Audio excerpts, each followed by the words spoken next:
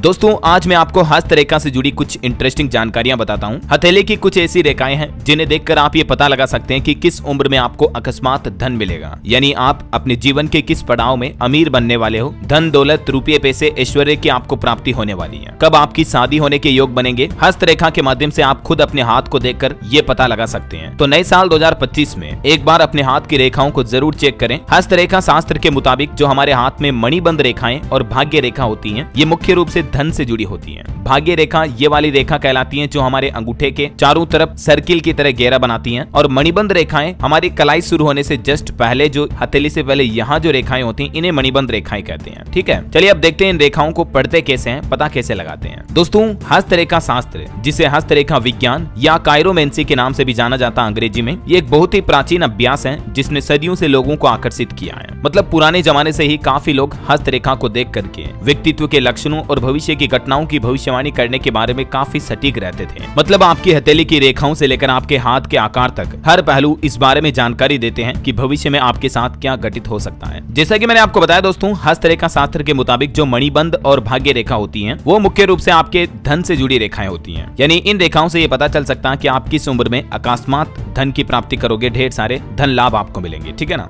तो पहला पॉइंट देखिए, यदि किसी जातक की भाग्य रेखा साफ सुथरी और बिना टूटी हुई हो तो ये संकेत देती है कि व्यक्ति को धन प्राप्ति के अवसर जल्द ही मिलने वाले हैं। भाग्य रेखा का मतलब तो समझ गया ना, मैंने आपको बताया ना, अंगूठे के चारों तरफ जो ये अर्ध चंद्राकार या हॉकी स्टिक की तरह जो ये होती है रेखा, ये भाग्य रेखा होती है। ये टूटी फूटी नहीं होनी चाहिए, साफ सुथरी होनी चाहिए। यदि आपकी उम्र 25 से 35 साल के बीच की है और इस दौरान उनकी भाग्य रेखा अगर स्पष्ट होती है तो ये संकेत है कि युवावस्था में आप धन कमाएंगे और आपको अपार सफलता मिलने वाली है। यदि जातक की उम्र 35 से 50 साल के बीच है और इस आयु में इस रेखा का मजबूत होना, मतलब ये कि मध्य काल में आपको अपार धन प्राप्ति हो सकती है और धन की स्थिरता का संकेत भी होता है। यदि जातक की उम्र 50 साल से भी ऊपर है और ये रेखा फिर भी साफ सुथरी गहरी रहती है तो आपको वृद्धावस्था में आर्थिक रूप से समृद्ध बने रहने का संकेत मिलता है। मतलब लंबी उम्र में, ज्यादा उम्र में भी आपको धन की कमी नहीं होगी। अब देखते हैं शनि पर्वत का महत्व है। शनि पर्वत क्या होता है, देखिए आप हस्तरेखा में जो हमारी ये उंगलियां होती हैं, इनके जो आगे वाले उभार होते हैं, अंगूठे के बाद जो पहली अंगुली होती है, इसका उभार गुरु पर्वत कहलाता है। मिडिल फिंगर बीच वाली अंगुली का उभार शनि पर्वत कहलाता है। तीसरे नंबर की फिंगर का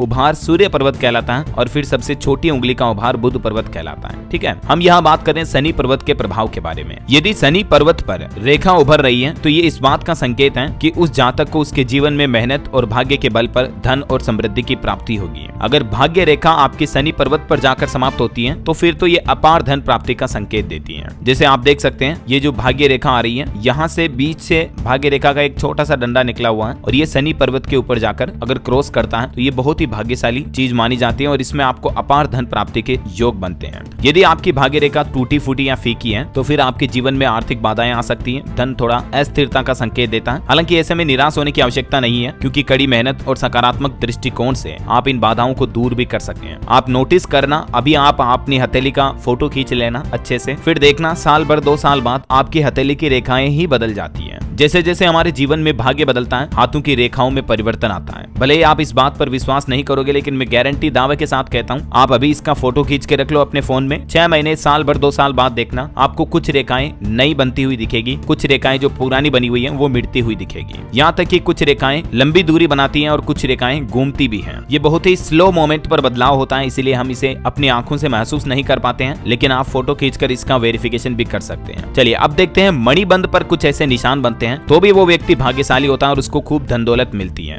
हमारे हस्तरेखा ज्योतिष शास्त्र में मणिबंध को लेकर भी कुछ ऐसे निशान बताए गए हैं। आपको विरासत में भी धन की प्राप्ति हो सकती है और आप बड़े भाग्यशाली होंगे अगर मणिबंध पर ये निशान बनते हैं। तो अब समझिए कौन कौन से निशान। हस्तरेखा ज्योतिष शास्त्र के मुताबिक दोस्तों, अगर मणिबंध पर रेखाएं सुंदर और स्पष्ट हैं, आड़ी तिरछी कटी फटी नहीं है, तो व्यक्ति के जीवन में सुख सुविधाओं की प्राप्ति होती है, व्यक्ति भाग्यशाली होता है। लेकिन अगर मणिबंध बनी रेखाओं के बीच में कोई क्रॉस का निशान बनता है तो व्यक्ति को फिर परेशानियों का सामना भी करना पड़ सकता है। हस्तरेखा ज्योतिष शास्त्र के अनुसार जब मणिबंध से कोई रेखा निकलते हुए सीधे गुरु पर्वत पर जाकर मिले, ये मैंने आपको बताया था ना, गुरु पर्वत किसे कहते हैं, ये वाली उंगली का जो उभार होता है इसे गुरु पर्वत कहते हैं। और आपके मणिबंध से जो ये निकलती है ये रेखाएं, अगर कोई रेखा सीधे गुरु पर्वत पर जाकर मिल रही है या फिर मणिबंध की पहली रेखा कोई क्रॉस का निशान बनाती है तो भी व्यक्ति को यात्रा के दौरान बहुत सारा धन प्राप्त होता है। ये चीज बहुत लकी मानी जाती है अगर यहाँ से रेखा यहाँ पर जाकर मिलती है या मणिबंध की पहली रेखा पर कोई क्रॉस का निशान बना होता है। जैसे ये मणिबंध की पहली रेखा हो गई और इस पर पर ये क्रॉसिंग बन रही है तो ये भी अच्छा माना जाता है। अगर मणिबंध की रेखा के बीच में कोण का निशान बने तो व्यक्ति को धन कमाने में काफी मेहनत करनी पड़ती है, लेकिन व्यक्ति की उम्र 40 के पार पहुंचने पर उसको भाग्य का अच्छा साथ मिलता है। ऐसे लोगों को पैतृक संपत्ति से भी अच्छा खासा धन प्राप्त होता है और ऐसे व्यक्ति को जीवन में खूब सारा धन दौलत और मान सम्मान की प्राप्ति भी होती है। मणिबंध पर कोण बनना चाहिए, मतलब बिल्कुल जैसे यहाँ पर आप देख सकते हैं कोण बन रहे हैं। वहीं हस्तरेखा ज्योतिष शास्त्र के अनुसार कई लोगों की हथेली पर बनी रेखाओं के बीच में त्रिकोण का निशान होता है, त्रिभुज जैसा। तो मणिबंध की पहली रेखा के बीच में त्रिकोण का निशान बनने पर व्यक्ति को अपने पूर्वजों द्वारा बनाई गई संपत्ति भी मिलती है। जैसे यहाँ पर ये त्रिभुज जैसा त्रिकोण बन रहा है, ये मणिबंध की पहली रेखा के बीच में अगर होता है तो आपको विरासत में भी कई संपत्तियां मिलती हैं। अगर किसी व्यक्ति की हथेली पर बनी मणिबंध रेखाओं के बीच में तारे का निशान हुआ, स्टार जैसा बना हुआ, तो भी वो व्यक्ति बहुत भाग्यशाली होता है और उनके जीवन में खूब सुख सुविधाओं की प्राप्ति होती है। ठीक है,